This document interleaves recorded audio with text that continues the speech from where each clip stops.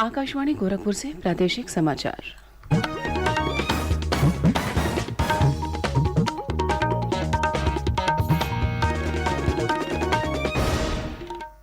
नमस्कार, समाचार बुलेटिन के साथ मैं शिवानी अरोरा। पहले मुख्य समाचार।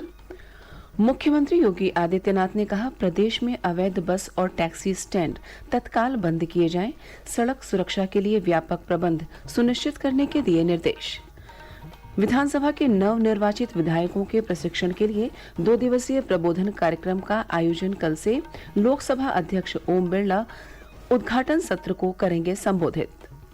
मुख्य सचिव दुर्गाशंकर मिश्र ने गोरखपुर में एम्स और बीआरडी मेडिकल कॉलेज का निरीक्षण कर स्वास्थ्य सुविधाओं का लिया जायजा और प्रदेश में कोरोना संक्रमण के 142 नए मामले सामने आए। सक्रिय मामलों की संख्या 948।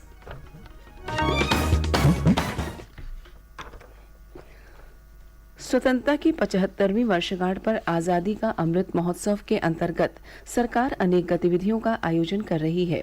इसी क्रम में प्रादेशिक समाचार एकांश आकाशवाणी गोरखपुर ने विशेष प्रश्नोत्तरी की शुरुआत की है। इसके तहत हर सप्ताह बृहस्पतिवार को प्रादेशिक समाचार बुलेटिन में श्रोताओं से एक प्रश्न पूछा जाता है। श्रोता अपने उत्तर ईमेल आईडी airnews.gkp@gmail.com पर भेज सकते हैं। सही जवाब देने वालों में से एक भाग्यशाली विजेता के नाम की घोषणा अगले दिन शुक्रवार को समाचार बुलेटिन में की जाएगी। विजेता का नाम हमारे ट्विटर हैंडल और यूट्यूब चैनल पर भी फ्लैश किया जाएगा। आज का प्रश्न है, वर्ष 1782 में प्रथम अंग्रेज मराठा युद्ध किस ऐतिहासिक संधि से समाप्त हुआ था? प्रश्न एक बार फिर सुन लें। वर्ष 1782 में प्रथम अंग्रेज मराठा युद्ध किस ऐतिहासिक संधि से समाप्त हुआ था? आप अपने जवाब के साथ अपना नाम, पता और फोन नंबर अवश्य भेजें ताकि विजेता बनने पर आपसे संपर्क किया जा सके। अब समाचार विस्तार से। मुख्यमंत्री योगी आदित्यनाथ ने प्रदेश में अवैध बस और टैक्सी स्टैंड तत्काल बंद करने के निर्देश दिए हैं। उन्होंने कहा कि मानकों के विपरीत चल रहे स्टैंड 24 घंटे के भीतर बंद किए जाएं और इनके संचालकों पर गैंगस्टर के तहत मुकदमा दर्ज कर उनकी पूरी संपत्ति जब्त की जाए। मुख्यमंत्री कल वीडियो कॉन्फ्रेंस के माध्यम से सभी जिलों के पुलिस और प्रशासनिक अधिकारियों के साथ प्रदेश में सड़क सुरक्षा के संबंध में समीक्षा बैठक कर रहे थे। श्री योगी ने कहा कि राज्य में पिछले वर्ष सड़क दुर्घटनाओं में 21,227 लोगों की मौत हुई है। उन्होंने कहा कि इन दुर्घटनाओं के पीछे प्रमुख कारण ओवर स्पीड, ब्लैक स्पॉट, डग्गामार बसें, नियमों का उल्लंघन कर सड़क किनारे चल रहे अवैध टैक्सी तथा बस स्टैंड और पार्किंग स्थल हैं। श्री योगी ने सभी वाहनों के नियमित रूप से जांच करने के निर्देश दिए। मुख्यमंत्री ने कहा कि यह सुनिश्चित किया जाए कि माफिया प्रवृत्ति का कोई भी व्यक्ति ठेका पट्टे से न जुड़े। उन्होंने कहा कि माफिया को पनपने का अवसर न दिया जाए। श्री योगी ने सड़कों पर मानक के विपरीत बनाए गए ऊंचे स्पीड ब्रेकर को भी तत्काल हटाने के निर्देश दिए हैं। उन्होंने कहा कि ऐसे स्पीड ब्रेकर बीमार व्यक्तियों और गर्भवती महिलाओं के लिए खतरनाक हो सकते हैं, इसलिए इन्हें तत्काल हटाया जाए। मुख्यमंत्री योगी आदित्यनाथ ने कहा कि प्रदेश सरकार ने पिछले 3 दशक से बंद पड़े स्वास्थ्य विभाग के एएनएम, जीएनएम प्रशिक्षण संस्थानों को फिर से शुरू करने का फैसला किया है। उन्होंने कहा कि एएनएम, जीएनएम के बेहतर प्रशिक्षण के लिए बुनियादी सुविधाओं को बढ़ाने की जरूरत है। श्री योगी ने यह सुनिश्चित करने के निर्देश दिए कि इन संस्थानों में प्रशिक्षकों की संख्या पर्याप्त रहे और हर संस्थान मानकों का कड़ाई से अनुपालन करे। प्रदेश की 18वीं विधानसभा के नवनिर्वाचित विधायकों को प्रशिक्षण देने के लिए प्रबोधन कार्यक्रम 20 और 21 मई को होगा। प्रबोधन कार्यक्रम का उद्घाटन सत्र विधानसभा मंडप में आयोजित होगा, जिसे बतौर मुख्य अतिथि लोकसभा अध्यक्ष ओम बिरला संबोधित करेंगे। उद्घाटन सत्र को विधानसभा अध्यक्ष सतीश महाना, मुख्यमंत्री योगी आदित्यनाथ, नेता प्रतिपक्ष अखिलेश यादव और संसदीय कार्य मंत्री सुरेश खन्ना भी संबोधित करेंगे। प्रबोधन कार्यक्रम में सत्ता पक्ष और विपक्ष के दिग्गज नेता विधायकों को सदन की कार्यवाही, नियमों और परंपराओं की जानकारी देंगे। राज्यपाल आनंदीबेन पटेल द्वारा 21 मई को प्रबोधन कार्यक्रम का समापन होगा। इसी दिन विधायकों को ई विधान का व्यावहारिक प्रशिक्षण NIC के विशेषज्ञों द्वारा दिया जाएगा। इस अवसर पर विधानसभा की आधिकारिक मोबाइल ऐप भी लॉन्च की जाएगी। प्रदेश सरकार राज्य में नए मदरसों को अनुदान सूची में शामिल नहीं करेगी। मुख्यमंत्री योगी आदित्यनाथ की अध्यक्षता में एक दिन पूर्व मंत्रिपरिषद की बैठक में अल्पसंख्यक कल्याण विभाग की ओर से लाए गए इस प्रस्ताव को मंजूरी दे दी गई। समाजवादी पार्टी की पिछली सरकार ने मदरसों को अनुदान देने की नीति लागू की थी। मंत्रिपरिषद ने एक अन्य फैसले में गोरखपुर लिंक एक्सप्रेस वे और बुंदेलखंड एक्सप्रेस वे की निर्माणकर्ता एजेंसियों को राहत देते हुए कोविड महामारी के कठिन समय में उनके अनुबंध में रियायत को 31 अक्टूबर तक बढ़ा दिया है।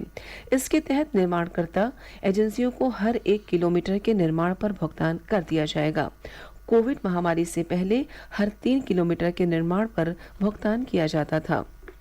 इसके अलावा उत्तर प्रदेश माध्यमिक शिक्षा परिषद की ओर से वर्ष 2021 में हाई स्कूल और इंटरमीडिएट की परीक्षाएं कोरोना संक्रमण के कारण नहीं कराई जा सकी थीं। सभी छात्र छात्राओं को अगली कक्षा में प्रोन्नत कर दिया गया। मुख्यमंत्री के सैद्धांतिक अनुमोदन पर शासनादेश जारी हुआ था। अब मंत्रिपरिषद ने उस पर मुहर लगा दी है। प्रादेशिक समाचार आप आकाशवाणी गोरखपुर से सुन रहे हैं। यह समाचार बुलेटिन हमारे YouTube channel AIR news Gorakhpur और ट्विटर हैंडल AIR_GKP पर भी उपलब्ध है। प्रदेश के मुख्य सचिव दुर्गाशंकर मिश्र ने कल गोरखपुर में एम्स और BRD मेडिकल कॉलेज का निरीक्षण कर वहां स्वास्थ्य सुविधाओं का जायजा लिया। मुख्य सचिव ने जापानी इंसेफेलाइटिस जैसी गंभीर बीमारी को जड़ से समाप्त करने के लिए आपसी समन्वय स्थापित कर काम करने का निर्देश दिया। इससे पूर्व एम्स के निरीक्षण के दौरान निदेशक एम्स ने मुख्य सचिव को बताया कि गोरखपुर एम्स में 15 प्रकार की सामान्य OPD है और अब तक यहां 8.5 लाख से अधिक मरीजों का उपचार किया गया है। उन्होंने बताया कि अस्पताल में 300 बेड का IPD संचालित है और 450 बेड का वार्ड शीघ्र ही संचालित हो जाएगा। इसके साथ ही एम्स में इलाज के लिए ऑनलाइन पंजीकरण की सुविधा भी उपलब्ध है। वहीं BRD मेडिकल कॉलेज के निरीक्षण के दौरान मेडिकल कॉलेज के प्रधानाचार्य ने मुख्य सचिव को जापानी इंसेफेलाइटिस की रोकथाम के लिए किए गए कार्यों के बारे में विस्तार से जानकारी दी। नोएडा सेक्टर 71 से ग्रेटर नोएडा नॉलेज पार्क 5 तक प्रस्तावित मेट्रो कॉरिडोर परियोजना के संशोधित DPR को प्रदेश के औद्योगिक विकास मंत्री नंद गोपाल गुप्ता नंदी ने सहमति दे दी। इसके साथ ही स्वीकृति के लिए इसे केंद्र सरकार को भेज दिया गया है। वहां से हरी झंडी मिलते ही मेट्रो का काम शुरू हो जाएगा। नंद गोपाल गुप्ता नंदी ने बताया कि इस पर करीब 2682 करोड़ रुपए का खर्च आएगा, जिसे 3 वर्ष में पूरा किया जाएगा। नोएडा मेट्रो रेल कॉरपोरेशन द्वारा मेट्रो कॉरिडोर परियोजना का काम कराया जाएगा। प्रदेश में एक दिन पूर्व कोरोना संक्रमण के 142 नए मामले सामने आए, जबकि इस दौरान 214 रोगी स्वस्थ हुए। राज्य में इस समय कोविड के सक्रिय मामलों की संख्या 948 है। इनमें से 892 मरीजों का उपचार उनके घर पर चल रहा है। इस बीच कोविड नमूनों की जांच लगातार जारी है। राज्य में एक दिन पूर्व 1,34,000 से अधिक नमूनों की जांच की गई। वाराणसी में वकीलों के हड़ताल पर होने के कारण जिला न्यायालय में कल न्यायिक कार्य नहीं हो पाया। न्यायालय आज ज्ञानवापी मस्जिद श्रृंगार गौरी मंदिर मामले में दाखिल अर्जियों पर सुनवाई कर सकता है। प्रधानमंत्री किसान सम्मान निधि योजना के लाभार्थी किसानों को 31 मई तक ऑनलाइन KYC कराना अनिवार्य है। किसान स्वयं अथवा जनसेवा केंद्रों के माध्यम से PM किसान पोर्टल पर KYC करा सकते हैं। और अंत में इस बुलेटिन के मुख्य समाचार एक बार फिर। मुख्यमंत्री योगी आदित्यनाथ ने कहा, प्रदेश में अवैध बस और टैक्सी स्टैंड तत्काल बंद किए जाएं। सड़क सुरक्षा के लिए व्यापक प्रबंध सुनिश्चित करने के दिए निर्देश। विधानसभा के नवनिर्वाचित विधायकों के प्रशिक्षण के लिए 2 दिवसीय प्रबोधन कार्यक्रम का आयोजन कल से। लोकसभा अध्यक्ष ओम बिरला उद्घाटन सत्र को करेंगे संबोधित।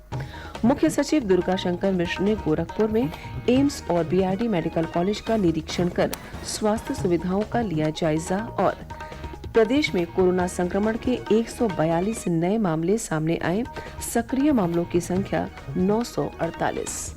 इसी के साथ प्रादेशिक समाचार समाप्त हुए। नमस्कार।